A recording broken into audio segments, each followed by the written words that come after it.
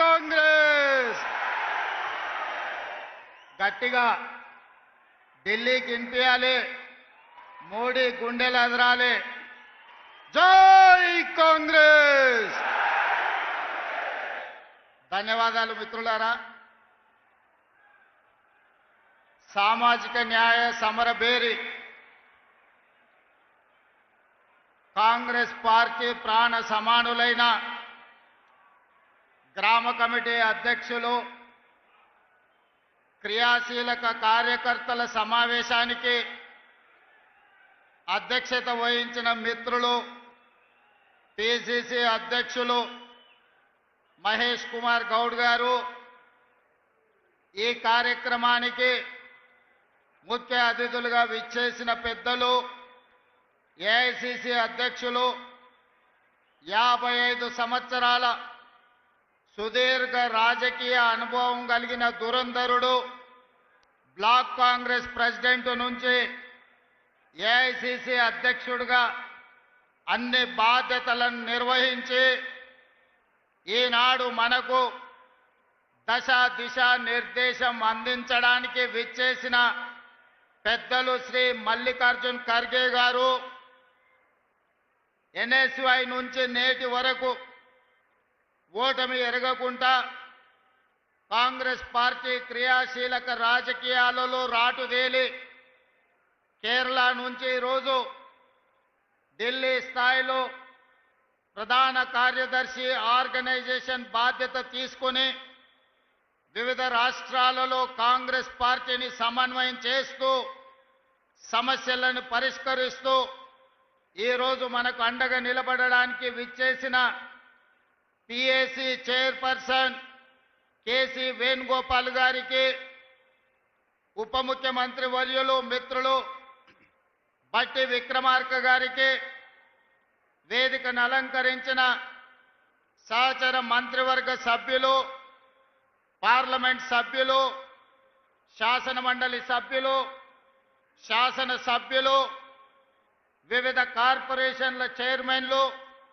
ప్రభుత్వ సలహాదారులు, జిల్లా పార్టీ అధ్యక్షులు, మండల పార్టీ అధ్యక్షులు, గ్రామ కమిటీ అధ్యక్షులు, ప్రాణ సమానులైన కాంగ్రెస్ పార్టీ కార్యకర్తలందరికీ నా హృదయపూర్వకంగా నమస్కారాలు. ఈ సమావేశానికి స్వాగతం, సుస్వాగతం. మిత్రులారా, మీకందరికీ తెలుసు, తెలంగాణలో మాకు తిరుగులేదని అహంకారంతో రంకెలేస్తూ విర్రవీగుతున్న సమయంలో కల్వకుంట్ల గడిని బద్దలు కొట్టి 3 రంగుల జెండా చేత బూని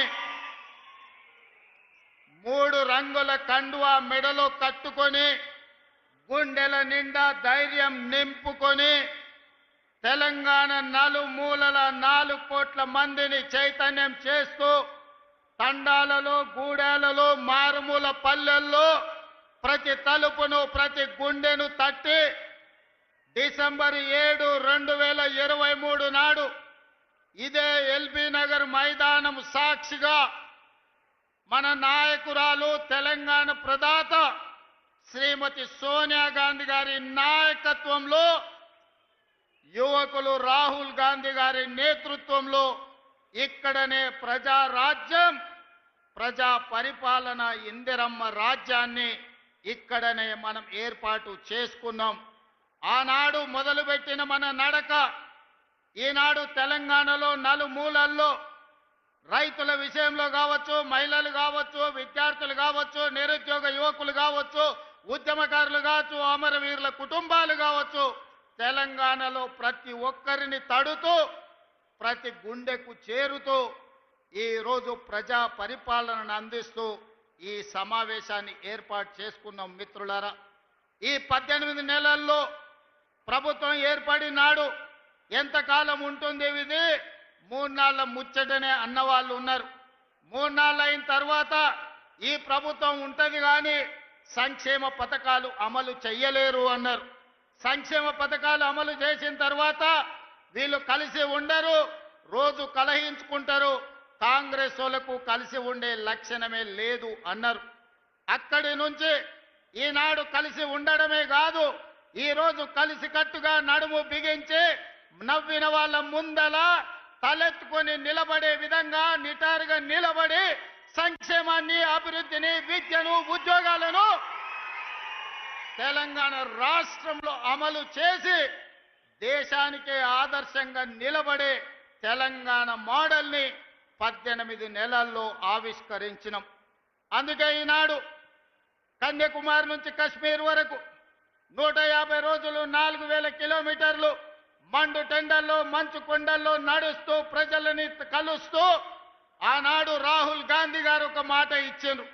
మీరు తెలంగాణలో కాంగ్రెస్ ప్రభుత్వాన్ని ఏర్పాటు చేయండి, తప్పకుండా తెలంగాణ రాష్ట్రంలో జనగణనతో పాటు కులగణన చేస్తాం, అదే కాకుండా మాదిగ ఉపకులాలకు సంబంధించిన ఎస్సీ వర్గీకరణ చేసి తీరుతామని రాహుల్ గాంధీ గారు మాట ఇస్తే 2024 ఫిబ్రవరి 4 నాడు మొదలుపెట్టి 2025 ఫిబ్రవరి 4 నాడు సంవత్సరం తిరిగే లోపల సామాజిక న్యాయం చేస్తూ కులగణను పూర్తి చేసి ఎస్సీ వర్గీకరణ చేసి జాతికి అంకితం చేసి ఫిబ్రవరి 4ను సోషల్ జస్టిస్ డేగా ఈరోజు తెలంగాణ రాష్ట్రం జరుపుకుంటున్నది అని అంటే రాహుల్ గాంధీ గారి యొక్క ఉక్కు సంకల్పాన్ని ఈరోజు మనం అమలు చేస్తున్నాం. మిత్రులారా, ఈరోజు దెబ్బతిన్న ఆర్థిక వ్యవస్థ, అడగంటిపోయిన రాజ్యాంగబద్ధ సంస్థల ప్రతిష్ట,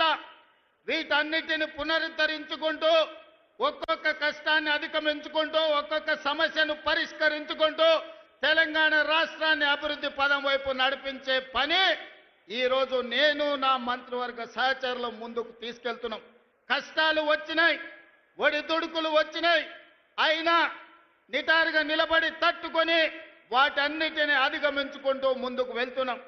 ఇవాళ మిత్రులారా, తెలంగాణ సమాజంలో 70% రైతాంగం, 70% రైతాంగం కోసం ఈ 18 నెలల్లో రైతు భరోసా కావచ్చు, రైతు బీమా కావచ్చు, లేకపోతే గిట్టుబాటు ధర కావచ్చు, రైతు రుణమాఫీ కావచ్చు, ఈ రోజు రైతులకు సంబంధించిన సంక్షేమ పథకాలలో సన్న వడ్లకు 500 రూపాయల బోనస్ కావచ్చు, 18 నెలల్లో ఈ దేశంకే ఆదర్శంగా నిలబడే విధంగా రైతాంగానికి 1,04,000 కోట్ల రూపాయలు ఖర్చు పెట్టి ఈ దేశంలో రైతులను ఆత్మగౌరవంతో నిలబడే విధంగా 25,55,964 మంది రైతులకు 21,000 కోట్ల రూపాయల రైతు రుణమాఫీ చేసి రైతులకు అప్పు రుణ విముక్తిని చేసిన పార్టీ ప్రభుత్వం కాంగ్రెస్ పార్టీ, తెలంగాణ ప్రభుత్వం అని ఈ వేదిక మీద నుంచి నేను గర్వంగా చెప్పదలుచుకున్న. మిత్రులారా, ఆనాడు మీకందరికీ తెలుసు, తెలంగాణ రాష్ట్రంలో రైతులు వరి వేస్తే వరి కొనుగోలు చేయక ఐకేపీ కేంద్రాలను మూత వేసి ఆనాటి ముఖ్యమంత్రి ఒక మాట అన్నాడు, ఎవరైనా రైతు వరి వేసుకుంటే మీరు ఉరి వేసుకున్నట్టే, నాకు సంబంధం లేదు, రాష్ట్ర ప్రభుత్వం వరి కొనుగోలు చెయ్యదు అని ఆనాటి ముఖ్యమంత్రి గారు చెప్పారు. కానీ ఇందిరమ్మ రాజ్యంలో ప్రజాపాలనలో మనం ప్రభుత్వం వచ్చిన వెంబడే చెప్పినాం, మీరు ఎంతైనా వరి పండించండి, చివరి గింజ వరకు కొంటాం, చివరి గింజ వరకు కొనడమే కాదు 500 రూపాయల బోనస్ ఇస్తామని ఆ ఎల్ల మాట ఇచ్చినాం. 2024-25 సంవత్సరంలో భారతదేశంలోనే అత్యధికంగా వరి పండించినాం. ఎంతయ్యా అంటే 2,80,00,000 మెట్రిక్ టన్నుల వరి ధాన్యాన్ని ఉత్పత్తి చేసి ఈ దేశానికి ఆదర్శంగా నెంబర్ 1 స్థానంలో నిలబడ్డ రాష్ట్రం తెలంగాణ రాష్ట్రం. ప్రతి గింజ మన ప్రభుత్వం ప్రజా పాలనలో కొనుగోలు చేసిందని ఈరోజు నేను గర్వంగా చెప్తున్న. మిత్రులారా, అందుకే ఈనాడు రైతాంగం మొన్న జరిగిన మీరు చూసిండ్రు రైతు భరోసా కార్యక్రమం, అందరూ అనుకున్నారు గోతికాడి నక్కలాకి ఎదురు చూసిండ్రు, ఒంటె పెదాలకు నక్క ఎదురు చూసినట్టు రైతు భరోసాలో ఈ ప్రభుత్వం విఫలం చెందుతుందని ఆలోచన చేసిండ్రు. నేను చెప్పిన 9,000 కోట్ల రూపాయలు 9 రోజుల్లో రైతుల ఖాతాలో వేస్తామని చెప్పి 70 లక్షల మంది రైతులకు 9 రోజుల్లో 9,000 కోట్ల రూపాయలు వేసి రైతు ప్రభుత్వం ఈ ప్రభుత్వంలో రైతును రాజును చేస్తాం. మా ఉద్దేశం, మా లక్ష్యం వ్యవసాయం దండుగ కాదు, వ్యవసాయం పండుగ చేస్తామని చెప్పినాం. చేసి చూపించి ఆ ఘన విజయాన్ని సాధించి ఇవాళ రైతులు తలెత్తుకునే విధంగా ఇది రైతు రాజ్యం అంటే ఇట్లా ఉండాలి.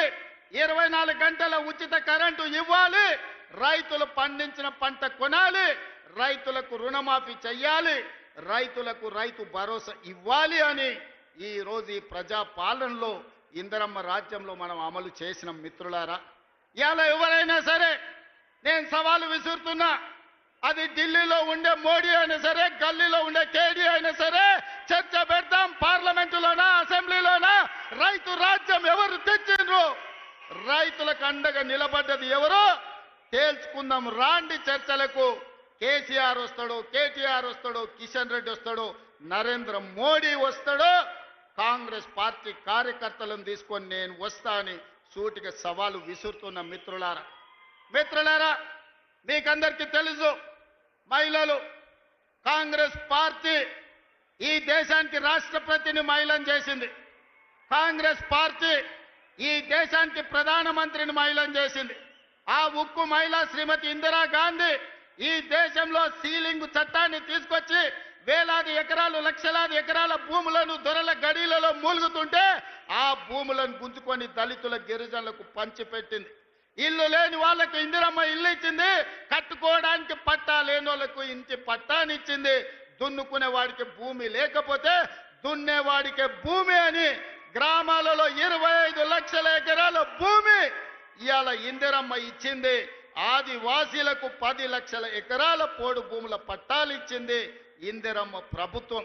ఇవాళ పేదవాడు సొంత ఇల్లు ఉన్నా, సొంత ఇంటి స్థలం ఉన్నా, దున్నుకోవడానికి భూమి ఉంది అంటే అది ఇందిరమ్మ ఇచ్చిన భూమి, ఇందిరమ్మ ఇచ్చిన ఇల్లు పట్ట, ఇందిరమ్మ ఇచ్చిన ఇల్లు అని చెప్పి నేను ఈ సందర్భంగా తెలియజేయదలుచుకున్న మిత్రులారా. ఇవాళ మీరు ఆలోచన చేయండి. ఇందిరమ్మ ఆనాడు తెచ్చిన సంక్షేమము, అభివృద్ధి ఈరోజు పేదవాళ్ళ జీవితాల్లో వెలుగులను నింపింది. అందుకే ఈరోజు ఏ సంక్షేమ పథకానికైనా ఇందిరమ్మ పేరు మనం పెడుతున్నాం. హైదరాబాదు నగరంలో పేదవాళ్లకు 5 రూపాయల భోజనం పెట్టాలని, పేదవాళ్లకు, కూలి పోయే వాళ్లకు పొద్దున్నే టిఫిన్ చెయ్యడానికి క్యాంటీన్లు పెట్టి ఇందిరమ్మ పేరు పెడితే ఈ తలమాచిన దద్దమ్మలు, సోయిలేనోళ్ళు ఇందిరమ్మ పేరు పెడతారని ధర్నా చేసిరు. ఒక్కనొక్కని బట్టలు ఇప్పదీసి కొడితే తప్ప ఇందిరమ్మ గొప్పతనం వాళ్ళకు అర్థం కాదు అని చెప్పి నేను ఈ సందర్భంగా తెలియజేస్తున్న మిత్రులారా. ఇవాళ మహిళలకు ఆర్టీసీలో ఉచిత ప్రయాణం దాదాపుగా 6,000 కోట్ల రూపాయలతోని ఆడబిడ్డలకు ఆర్టీసీలో ఉచిత ప్రయాణం ఇచ్చినాం. ఆర్టీసీ ఉచిత ప్రయాణమే కాదు, ఆడబిడ్డలకు 1000 బస్సులు కొనిచ్చి 1000 బస్సులు ఈరోజు ఆర్టీసీ కార్పొరేషన్కు, ఆర్టీసీ బస్సుల యజమానులను ఆడబిడ్డల్ని చేసిన చరిత్ర మనది. ఒకనాడు సోలార్ వ్యాపారం, పెట్రోల్ బంకు వ్యాపారం అంటే అదాని, అంబానీలది. కానీ ఇవాళ అదే సోలార్ బిజినెస్ 1000 మెగావాట్లు ఆడబిడ్డలకిచ్చి రాష్ట్ర ప్రభుత్వంతో ఒప్పందం చేసి ఇవాళ సోలార్ వ్యాపారం అదానితో పోటీ పడే విధంగా ఆడబిడ్డల్ని మన ప్రభుత్వం తీర్చిదిద్దింది. ఒకనాడు పెట్రోల్ బంకులు అంటే రిలయన్స్, అంబానీవి. కానీ ఇవాళ ఆడబిడ్డలకు జిల్లాలల్లో పెట్రోల్ బంకులు ఇచ్చి పెట్రోల్ బంకుల వ్యాపారం ఈరోజు ఆడబిడ్డలతో చేస్తున్నాం. గ్రామాలలో ఉన్న పాఠశాలల్లో చదువుకునేది పేదవాళ్ళ పిల్లలే కాబట్టి ఆ పిల్లల తల్లులైన సెల్ఫ్ హెల్ప్ గ్రూపులకు సంబంధించిన మహిళలకు అమ్మ ఆదర్శ పాఠశాల పెత్తనం ఇచ్చి ఇవాళ బడి పిల్లల అటెండెన్స్ పంతులు తీసుకుంటే పంతుల అటెండెన్స్ మా పెద్దమ్మలు తీసుకుంటారు. పంతులు బడికి వచ్చిండా లేదా, ఈయన పిల్లలకు చదువు చెప్పిండా లేదా అని. ఆనాడు బట్టలు కుట్టే వ్యాపారం ప్రైవేటు కార్పొరేట్ కంపెనీలకు ఇచ్చిండు చంద్రశేఖరరావు.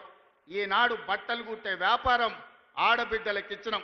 హాస్టళ్లలో సరుకులు సరఫరా ఆనాడు టీఆర్ఎస్ లో ఉన్న ఒక నాయకుడు దోచుకుంటే ఈరోజు మహిళా సంఘాలకు కోడిగుడ్ల నుంచి కూరగాయల వరకు పాలు, ఉప్పు, పప్పు, బెల్లం, చింతపండు ప్రతి సరఫరా ఆడబిడ్డలు చేస్తారు.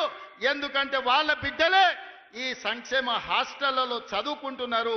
ఆ కన్న తల్లుల కంటే ఇంకెవరికి ఎక్కువ తెలుసు అని చెప్పి ఈరోజు కార్పొరేట్ కంపెనీలకి ఇవ్వకుండా ఈ వ్యాపారం మొత్తం ఈరోజు ఆడబిడ్డలకే అప్పచెప్పడం జరిగింది. అందుకే ఇందిరమ్మ రాజ్యం కాబట్టి ఆడబిడ్డల ఆత్మగౌరవం నిలబెట్టినాం, ఆడబిడ్డలకు ఆర్థికంగా వెసులుబాటు కల్పించినాం. ఇదే కాదు, హైటెక్ సిటీ అంటే పెద్ద పెద్ద మల్టీ కంపెనీలకు ఒక వేదిక.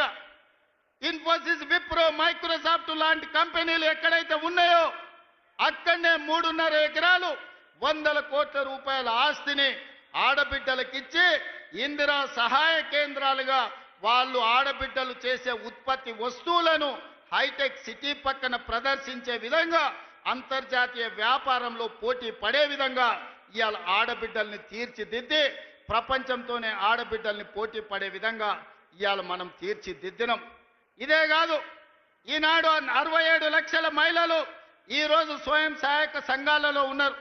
నేను మా బట్టన్నతోని, మా సీతక్కతోని, మా ఆడబిడ్డలతోని మాట్లాడిన రాబోయే రోజుల్లో తెలంగాణ రాష్ట్రంలో 1 కోటి మంది ఆడబిడ్డలను స్వయం సహాయక సంఘాలలో చేర్చి 1 కోటి మంది ఆడబిడ్డల్ని కోటీశ్వరులను చేయడమే లక్ష్యంగా ఈరోజు ప్రజా పాలన ఇందిరమ్మ ప్రభుత్వంలో మనం చెయ్యబోతున్నాం.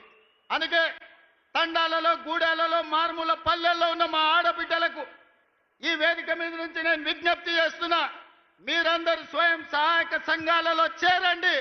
మిమ్మల్ని కోటీశ్వరులను చేసే బాధ్యత మీ సోదరుడిగా మీ రేవంత్ అన్న తీసుకుంటాడు. ఇది నా మాటగా, సోనియమ్మ మాటగా ప్రతి తెలంగాణ ఆడబిడ్డకు ఈ వేదిక మీద నుంచి ఈరోజు మేము ఇస్తున్నాం. మిత్రులారా, మీకందరికీ తెలుసు, తెలంగాణ ఉద్యమం అంటేనే ఉద్యోగాల వేట.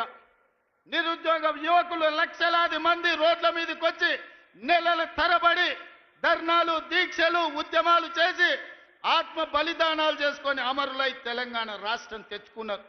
వాళ్ళు తెలంగాణ రాష్ట్రం తెచ్చుకున్నదే పీజీలు, పిహెచ్డీలు చేసి ఈ రాష్ట్రంలో డాక్టర్లు, లాయర్లు, ఇంజనీర్లు, ఐఏఎస్లు, ఐపీఎస్లై తెలంగాణ పునర్నిర్మాణంలో భాగస్వాములు కావాలి అని.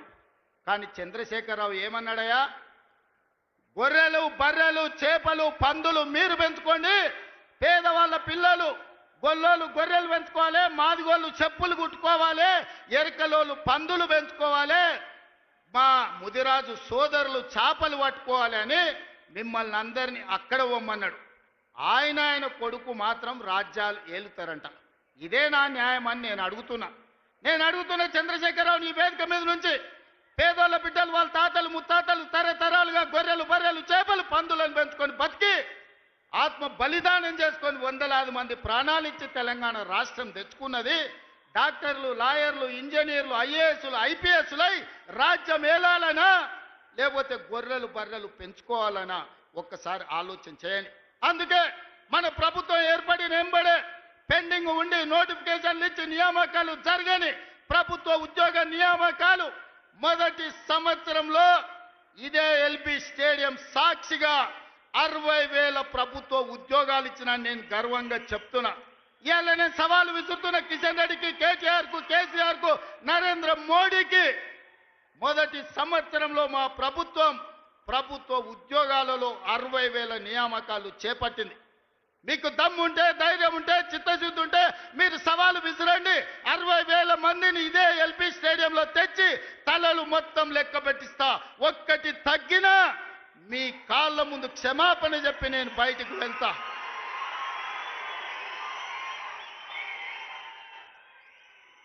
ఇది మా లెక్క, ఇది మా నిజాయితీ. ప్రైవేట్, కార్పొరేట్ కంపెనీల్లో 1,00,000 ఉద్యోగాలు ఇచ్చినాం. నేను మా మిత్రుడు శ్రీధర్ బాబు విదేశీ పర్యటనలో 3 లక్షల కోట్ల పెట్టుబడులు తీసుకొచ్చినాం. ఇవాళ అంతర్జాతీయ స్థాయిలో తెలంగాణకు ఒక గుర్తింపు, గౌరవాన్ని తీసుకొచ్చినాం. అందుకే మిత్రులారా, ఆనాడు హాస్టళ్లలో, సంక్షేమ హాస్టళ్లలో ఎన్నడా పిల్లల్ని పట్టించుకోలే. అందుకే వాళ్లకు ఫుడ్ డైట్ ఛార్జెస్ మా బట్టి గారు 40% పెంచిండ్రు. Cosmetic charge 200% పెంచిండ్రు. ఇవాళ పేదవాళ్ళ పిల్లలు కార్పొరేటు వైద్యము, కార్పొరేటు విద్య పోటీ పడాలి అంటే ఈ విద్య ఉన్నది సరిపోదని యంగ్ ఇండియా ఇంటిగ్రేటెడ్ స్కూళ్ళు 100 నియోజకవర్గాలలో 100 పాఠశాలలు 20,000 కోట్ల రూపాయలతోని యంగ్ ఇండియా ఇంటిగ్రేటెడ్ రెసిడెన్షియల్ స్కూళ్లను ప్రారంభించుకున్నాం. రాబోయే రోజుల్లో ప్రపంచంతోనే పోటీ పడే విధంగా మన విద్యా ప్రమాణాలను పెంచడానికి అలా మనం ప్రణాళికలు వేసుకున్నాం. ఇవాళ మిత్రులారా, ప్రతి సంవత్సరం ఇంజనీరింగ్ విద్యార్థులు 1,10,000 మంది పాస్ అవుతున్నారు. సర్టిఫికెట్ ఇంజనీరింగ్ వస్తుంది, కానీ బయటకు పోతే ఉద్యోగం లేదు. బయట అవసరాలకు తగ్గట్టు వీళ్ళకు నైపుణ్యం లేదు. నైపుణ్యానికి శిక్షణ ఇవ్వడానికి వసతులు లేవు. అందుకే ఆలోచన చేసి రాష్ట్ర ప్రభుత్వంలో యంగ్ ఇండియా స్కిల్స్ యూనివర్సిటీని ప్రారంభించి వేలాది మంది పేద పిల్లలకు స్కిల్స్ నేర్పించి తద్వారా ఉద్యోగ ఉపాధి అవకాశాలు కల్పించడానికి ఈ రోజు మన ప్రభుత్వం పనిచేస్తుంది. ఇదే కాదు, మొన్న జరిగిన ఒలింపిక్స్ లో 140 కోట్ల మంది ఉన్న ఈ దేశానికి ఒక్క బంగారు మెడల్ రాలే.